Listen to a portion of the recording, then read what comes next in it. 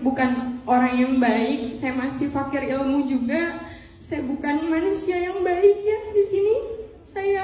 Saya di latar belakangi saya ini anak broken home. Saya didiagnosa bipolar tipe 2, sampai pernah dirawat di Bandung itu di salah satu panti rehabilitasi mental.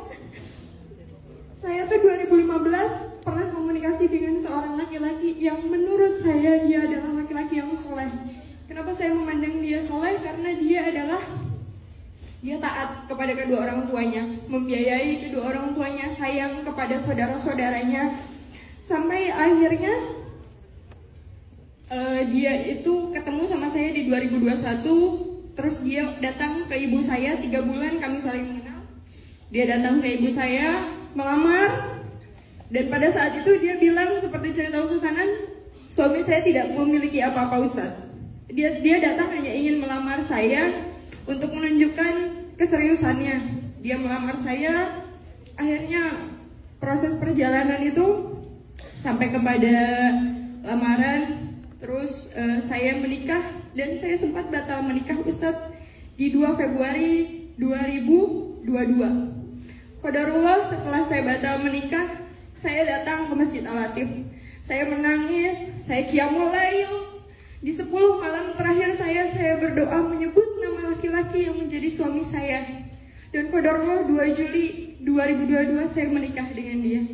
Saya minta dihadirkan seorang anak di antara kami, anak laki-laki yang sekarang saya beri nama Ahmar Gaza Hairuman.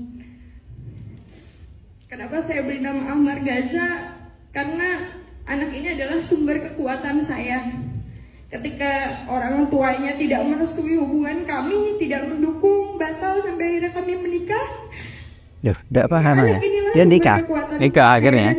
Nah, terus? Tapi Ustadz, 16 Juni kemarin jatuh talak itu kepada saya. Saya baru selesai masa idah.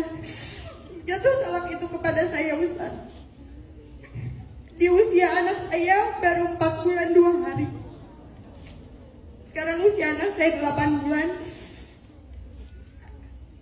Awal mulanya karena saya cocok dengan mertua saya. Saya selama ini sudah berusaha untuk berlapang dada. Saya mengerti dengan kondisi finansial keluarga suami saya. Saya meridoi suami saya memberi nafkah ke keluarganya tanpa memberi nafkah ke saya, istilahnya. Saya meridoi itu, tapi jatuh juga talak itu Ustaz. Saya di sini mau bertanya Ustaz,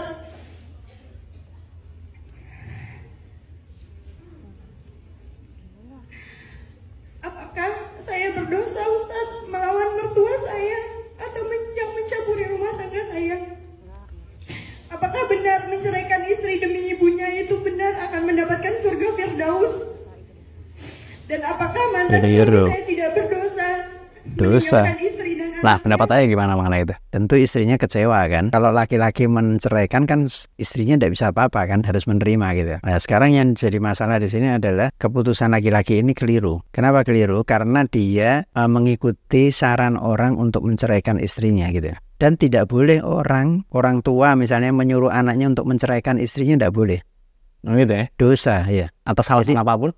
Atas alasan apapun, kecuali hal-hal yang misalnya keluar dari agama, meninggalkan keyakinan misalnya apa, itu beda ya kan. Tapi kalau cuman mungkin ini masalah ekonomi atau masalah dia merasa anaknya itu misalnya kurang dekat lagi sama ayahnya mungkin, ayah ibunya mungkin aja kan. Nah itu ya harus diperbaiki. Tapi memerintahkan anak untuk menceraikan istrinya tidak boleh. Nggak bisa sembarangan gitu ya maksudnya? Nggak bisa, tidak boleh, dosa. Kecuali ada alasan yang syar'i. Misalnya istrinya keluar dari Islam.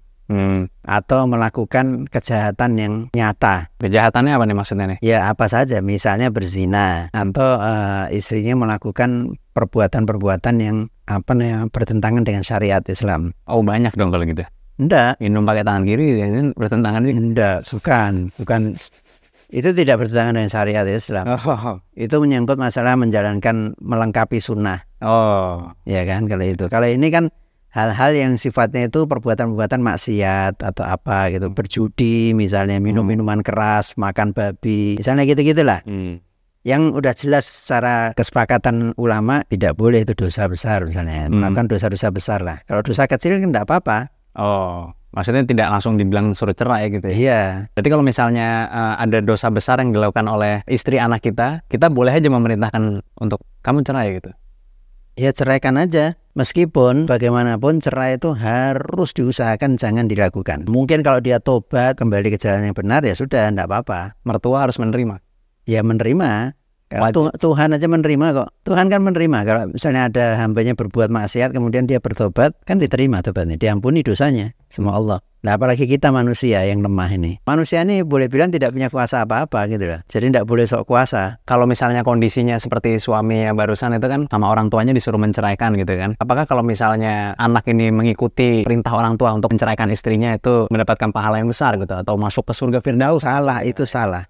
Itu jelas salah. Tidak mungkin Islam mengajarkan seperti itu. Oh gitu ya. Tidak mungkin. Jadi semua ajaran Islam itu adalah kemaslahatan. Sedangkan perceraian kan sesuatu yang jauh dari kemaslahatan. Tapi kalau misalnya orang tua menganjurkan seperti itu, kalau misalnya kita menolak, kita melawan orang tua berarti? Tidak apa-apa, boleh ditolak. Kan ada di dalam Quran juga. Kalau orang tuamu memerintahkan pada hal yang syirik atau melakukan perbuatan-perbuatan dosa gitu, itu boleh ditolak. Tapi kita tetap harus bersikap baik kepada orang tua. Udah itu aja. Kalau soal nafkah tadi gimana? Dia melompati istrinya untuk memberikan uang ke orang tuanya terus-menerus misalnya. Sepanjang istrinya dipenuhi, kewajiban kepada istrinya dipenuhi ya enggak apa-apa. Tapi kalau kewajiban kepada istrinya tidak dipenuhi, sementara dia uangnya untuk membiayai laki-lakinya ini, ya itu enggak boleh. Karena laki-laki memberikan nafkah kepada keluarganya itu wajib hukumnya. Kalau pada orang tua? Pada orang tua itu kalau ada kemampuan, memang dianjurkan. Tapi nggak wajib gitu bedanya? Bukan masalah nggak wajib. Kalau ada kemampuan dia harus mengutamakan orang tuanya. Tapi maksudnya mengutamakan itu setelah keluarganya gitu loh. Oh jadi pertama keluarganya dulu? Keluarga ya, itu kan wajib mutlak kalau itu. Jadi orang nggak boleh memberikan hartanya banyak kepada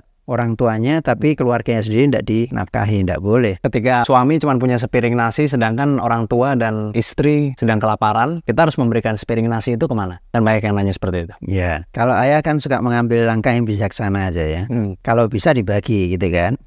Itu langkah yang bijaksana itu. Tapi kalau misalnya tidak bisa dibagi, ya dia kan kewajiban dia nomor satu adalah kepada keluarganya dia, anak istrinya. Berarti yang diutamakan istri dan anaknya dulu ya maksudnya, karena itu udah kewajiban dan kewajiban mutlak. Iya. Berarti ayah nggak setuju ya dengan menceraikan tuan ibu itu masuk ke surga Firdaus? Pertama orang tuanya dosa.